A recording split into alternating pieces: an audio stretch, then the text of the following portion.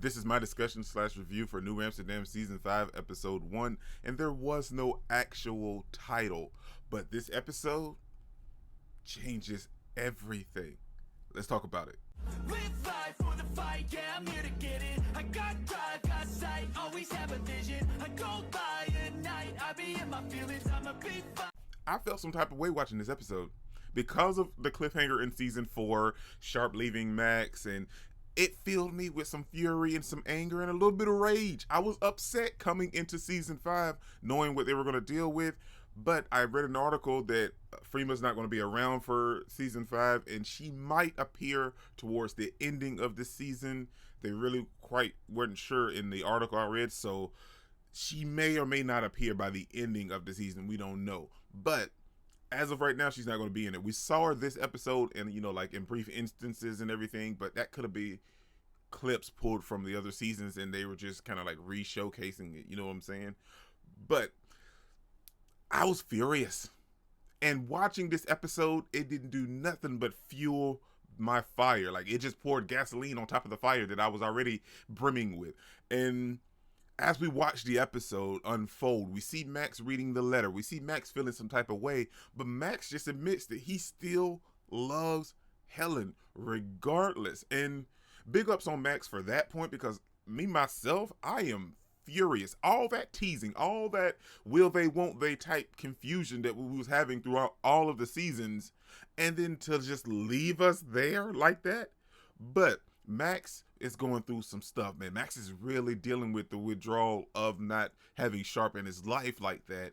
Not so much he was dependent on her, but you can see that it's really affecting him, and everybody's there trying to comfort him. They're having game nights, movie nights. They're just enjoying each other's company.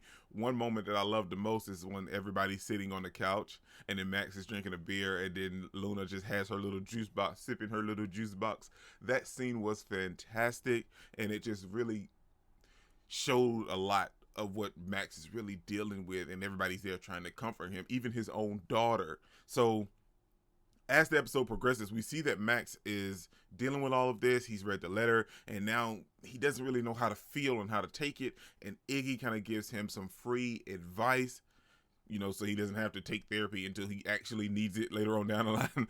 But he gives him some free advice, and that free advice was, you got all the happy moments, okay? Now focus on the moments that weren't so happy and see what you can get from those. And as we progress throughout this entire episode, we see Max having those instances and these flashes of the moments where those were red flags or flags in general that he just chose to ignore. And at the ending of the episode, we see that he tried to fix Helen's situation, and that's not what she wanted. That's not something she needed from him, because that's who Max is. If he can help, if he can try to fix the situation, that's what he's gonna do.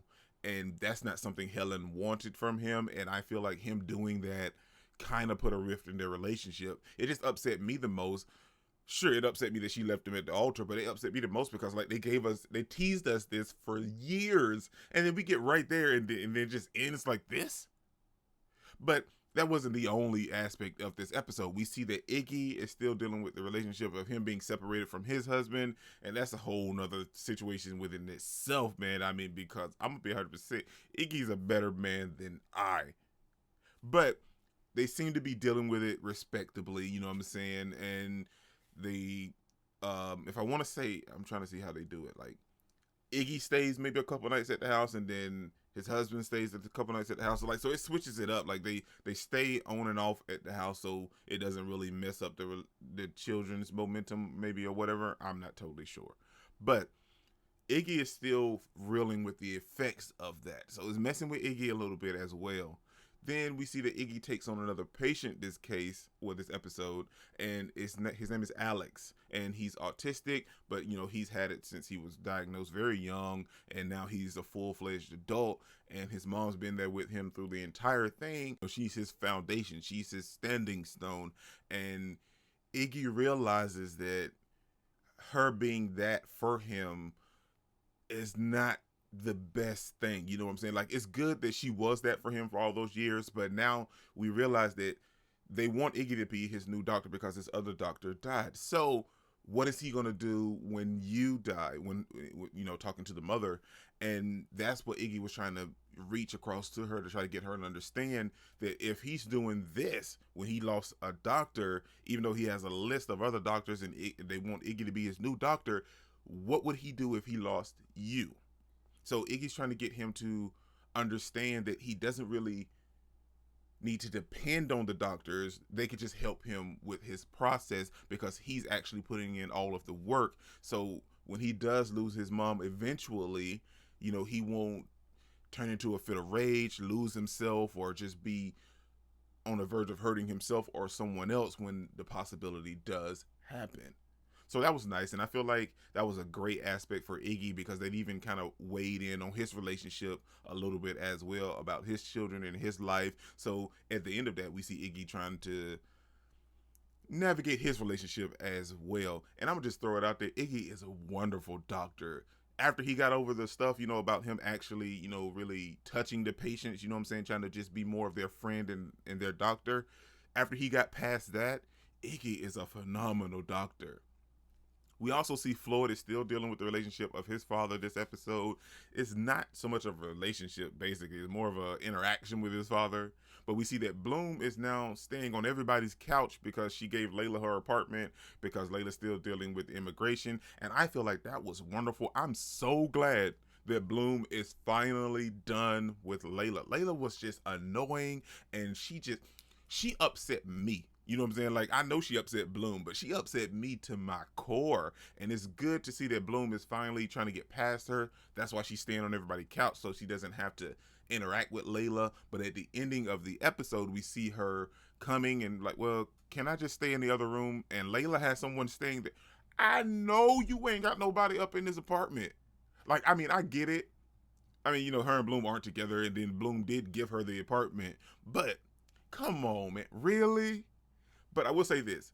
I think it's good because so that way Bloom doesn't have to fall into that whole, well, we're staying again, and then I messed around and went to her room. So I'm glad that Layla has somebody so she doesn't wrap Bloom up in all of her weird misery and mess and debaclements. I don't want Layla and Bloom together because Layla sucks, in my opinion. I'm just being honest. We also see that Karen is trying to convince Max to take this huge donation from this wholesome company. Well, I think the company is Wholesome, but Wholesome Inc. and whatever they are, trying to take this huge $10 billion donation from this company to treat people and everything like that. But we're also dealing with the ED being overrun by sex workers from a protest and them being injured and attacked and everything like that. And at the end of the episode, we see that Max decides to take the money and then put the Wholesome Company logo in front of it, but then and put like the sex workers clinic in front of it. So I mean, I get it. And then we see the whole protest part about the sex worker protesting and them being attacked and everything like that. And now I will say this. Now that's one thing that New Amsterdam, in the beginning, it wasn't about that, but it changed to that point after the fact. And that's something I'm assuming that they decided to continuously keep around, with the protests and being relevant to the times in today's era and everything like that. So I'm not knocking New Amsterdam for that because that's what they're known for now. That's a staple of the show and the series as a whole. But it was nice to see Max take the donation anyway. And they even mentioned Veronica in this episode. Like, what would Veronica have done? But it was nice to see that Max still holding his ground. And I don't know how anybody else felt, but did anybody else feel like maybe there's a connection between Wilder and Max? I mean, maybe I'm just seeing things or hoping, because you guys know I love me some Dr. Wilder. I'm just being real. But maybe there's a connection between Max and Dr. Wilder. I don't know. And speaking of Dr. Wilder, that was a nice segue.